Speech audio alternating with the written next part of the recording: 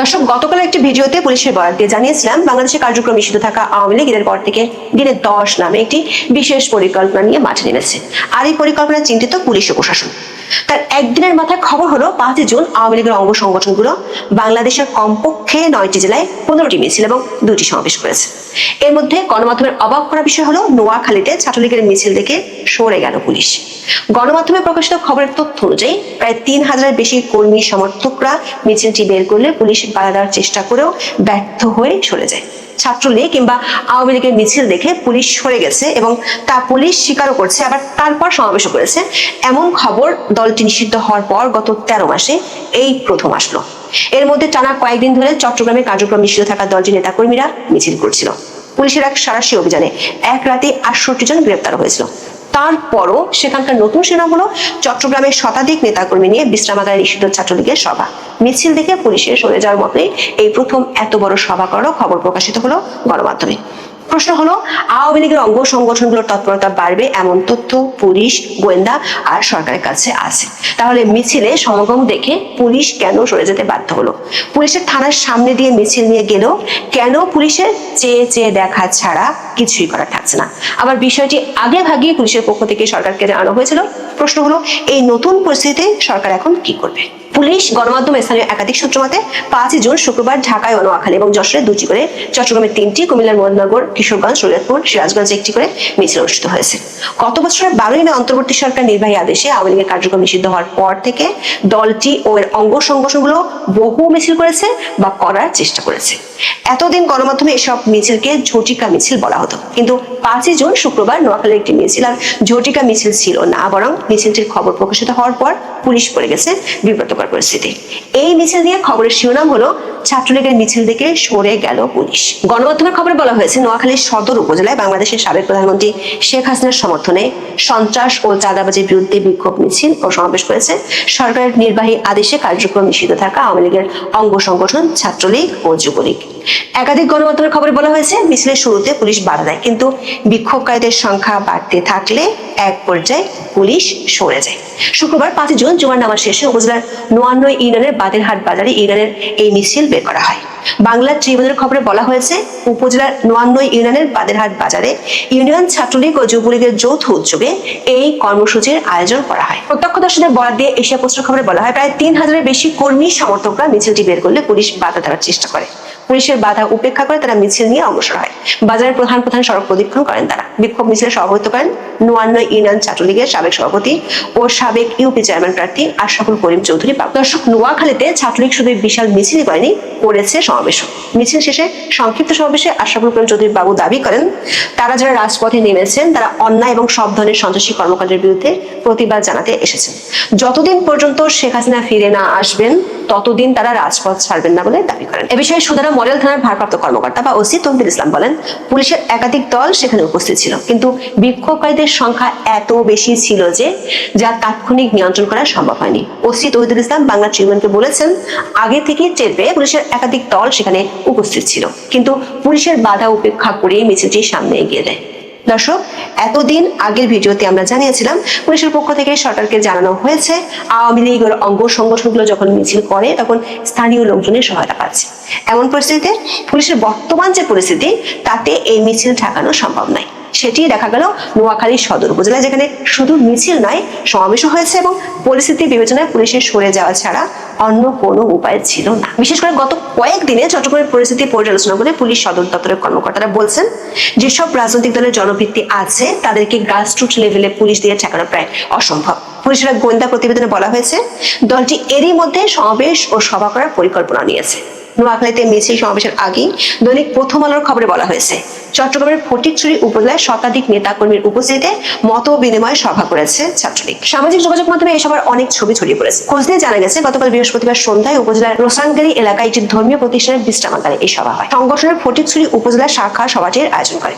দৈনিক ইনকিলাবের খবরে বলা হয়েছে, বিশ্রামাগারটি চট্টগ্রাম সিটি কর্পোরেশনের সাবেক মেয়র মঞ্জুর আলমের অর্থায়নে মাইজ ভান্ডারে ভক্তদের জন্য নির্মিত ও পরিচালিত।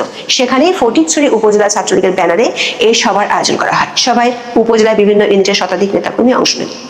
সামাজিক যোগাযোগ মাধ্যমে ছড়িয়ে পড়া ছবিতে দেখা যায় নিষিদ্ধ ছাত্রলীগের স্থানীয় কয়েকজন নেতা বক্তব্য দিচ্ছেন। তাদের পেছনে একটি ব্যানার টাঙানো, এতে লেখা রয়েছে উপজেলার ছাত্রলীগের তৃণমূল ও কারা নির্যাতিত নেতাদের নিয়ে আলোচনা ও মত বিনিময় সভা। সভায় শ্রোতাদের সারিতে সংগঠনের শতাধিক নেতা কর্মী বসেছিলেন। পুলিশ জানায় সবার বিষয়টি জানার পর ঘটনাস্থলে অভিযান চালায় পুলিশ, তবে এর আগেই ছাত্রলীগের নেতা কর্মীরা ঘটনাস্থল ত্যাগ করেছে। এই ঘটনায় রাতে পুলিশ বাদী হয়ে সন্ত্রাস বিরোধী আইনে থানায় একটি মামলা করেছে।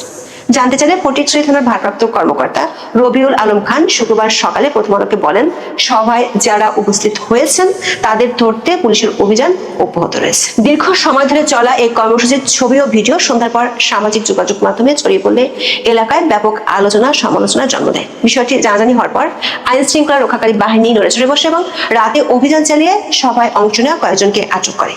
চট্টগ্রামের আঞ্চলিক দৈনিকগুলোর খবরে বলা হয়েছে, চট্টগ্রাম মহানগরের আগ্রাবাদ ও ষোলশহর এলাকায় কার্যক্রম নিষিদ্ধ ঘোষিত আওয়ামী লীগ ও এর অঙ্গ সংগঠনের নেতাকর্মীরা পৃথক বিক্ষোভ মিছিল করেছে। শুক্রবার সকালে অনুষ্ঠিত এসব মিছিলের ভিডিও সামাজিক যোগাযোগ মাধ্যমে ছড়িয়ে পড়ে। প্রত্যক্ষদর্শী এবং ভিডিও ফুটেজ থেকে জানা যায়, আগ্রাবাদ এলাকায় মাথায় কাফনের কাপড় বেঁধে বাংলাদেশ আওয়ামী যুবলীগ চট্টগ্রাম মহানগরের ব্যানারে একটি মিছিল বের করা হয়। মিছিলটি বারিক বিল্ডিং রোড থেকে শুরু হয়ে শেখ মুজিব সড়ক হয়ে আগ্রাবাদ মোড়ের দিকে যায়। মিছিলকারীদের হাতে থাকা ব্যানারে আমি শিশু মৃত্যু, শিশু ধর্ষণের ঘটনা জড়িতদের বিচারের দাবি এবং বিদ্যুৎ ও গ্যাসের মূল্যবৃদ্ধির প্রতিবাদে কর্মসূচির কথা উল্লেখ ছিল। পরে মিছিলটি বিদ্যুৎ ভবনের সামনে পৌঁছালে অংশগ্রহণকারীরা সড়ক বিভাজকের উপর উঠে বিভিন্ন স্লোগান দেন। একই দিনে নগরের আউটার রিং রোড এলাকাতেও আরেকটি মিছিল হয়েছে। অন্যদিকে ষোলশহর এলাকায় মুরাদপুরমুখী সড়কে আওয়ামী লীগের কার্যক্রম নিষিদ্ধের প্রতিবাদ এবং বিভিন্ন রাজবন্দীর মুক্তির দাবিতে বিক্ষোভ মিছিল করেন ৮ নম্বর শুল্কশহর ওয়ার্ড যুবলীগের সভাপতি মোহাম্মদ আবুল বাশারের অনুসারীরা। এ নিয়ে চলতি মাসের ৫ দিনে চট্টগ্রাম মহানগরে নিষিদ্ধ ঘোষিত আওয়ামী লীগের সহযোগী সংগঠনের নেতাকর্মীরা অন্তত ১৫টি মিছিল করেছে। পহেলা জুনের বিশাল শোডাউনের পর মহানগরের বিভিন্ন থানা এলাকায় অভিযান চালিয়ে আওয়ামী লীগ, যুবলীগ, ছাত্রলীগ ও সহযোগী সংগঠনের ৬৮ জন নেতাকর্মীকে গ্রেপ্তার করে চট্টগ্রাম মেট্রোপলিটন পুলিশ বা সিএমপি। এদিকে রাজধানী ঢাকায় হাইকোর্টের প্রধান ফটকে ব্যানার লাগিয়ে ঝটিকা মিছিল করেছে ছাত্রলীগ। এই সময় তারা হাইকোর্টের প্রধান ফটকের সামনে একটি ব্যানার লাগিয়ে দিয়ে প্রতিবাদ জানায়। সামাজিক যোগাযোগ মাধ্যমে ছড়িয়ে পড়া ৩৪ সেকেন্ডের একটি ভিডিওতে দেখা যায় অংশগ্রহণকারীরা হাইকোর্টের প্রধান ফটকের সামনে অবস্থান নিয়ে একটি ব্যানার প্রদর্শন করছে। ব্যানারে লেখা ছিল প্রত্যাবর্তন 2.0 লোডিং। এদিকে লক্ষ্মীপুরের রামগতিতেও আওয়ামী লীগের পক্ষে মিছিল হয়েছে। এই ঘটনায় ছাত্রলীগ কর্মী ইয়াসিন আরাফাতকে আটক করে পুলিশ। পরে ছাত্রলীগের ১২ কর্মী সমর্থকদের নামে বাদী হয়ে মামলা দায়ের করে পুলিশ। যশোরের বেনাপোলে নিষিদ্ধ সংগঠন ছাত্রলীগের কর্মীরা মিছিল বের করলে সন্দেহভাজন ২ জনকে আটক করেছে পুলিশ। ৫ জুন জুম্মার নামাজের আগ মুহূর্তে বেনাপোলে ১৫ থেকে ২০ জন যুবক ছাত্রলীগের ব্যানার হাতে নিয়ে মিছিল করেছে। বেনাপোলের পাশাপাশি যশোরের বাঘারপাড়া উপজেলার রুস্তমপুর এলাকায় মিছিল করেছে।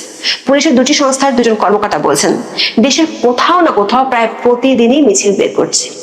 আগের তুলনায় তাদের মিছিলের আকারও বড় হচ্ছে। পুলিশ এদের দমাতে পারছে না। প্রকাশ্যে কার্যক্রম নিষিদ্ধ সংগঠন এসব কর্মসূচি জনমনে ও রাজনৈতিক মহলে ব্যাপক আলোচনার জন্ম দিয়েছে। আবার এতদিন দলটির কর্মসূচিতে ছিল পার্টির ব্যান তুলে নেওয়ার দাবি, কিন্তু ৫ জুন থেকে নানা সামাজিক অর্থনৈতিক ইস্যু যোগ হয়েছে। পুলিশের পক্ষ থেকে আগেই বিষয়টি রাজনৈতিকভাবে মোকাবেলার পরামর্শ দেওয়া হয়েছিল। নোয়াখালী ও চট্টগ্রামের পর বিষয়টি আরো বাড়তে পারে বলে আশঙ্কা করছেন পুলিশের ঊর্ধ্বতন কর্মকর্তারা। তারা মনে করেন এখন মাঠে সেনাবাহিনী, ধীরে ধীরে তারা ব্যারাকে ফিরে যাচ্ছে। সীমান্তে পুশিন ইস্যু নিয়ে ব্যস্ত আছে বর্ডার গার্ড বাংলাদেশ। আর ২৪ আগস্টের পর থেকে পুলিশের অবস্থা বলার মতো নেই। পুলিশ হত্যার বিচারে ইনজেমনিটি দেওয়ার বিষয়টিও মাঠ পর্যায়ে পুলিশকে মর্মাহত করেছে। সম্প্রতি গণহারে উচ্চপদস্থ পুলিশকে বাধ্যতামূলক অবসরে পাঠানো এবং পদোন্নতিতে বৈষম্যের জন্য পুলিশের অসন্তোষ আছে। এমন পরিস্থিতিতে পুলিশ রাজনৈতিক বিবাদ মেটানো এবং দমন-পীড়ন ইস্যুতে আর যেতে চায় না। আবার বেশিরভাগ পুলিশকে প্রোটোকলে ব্যস্ত থাকতে হয়।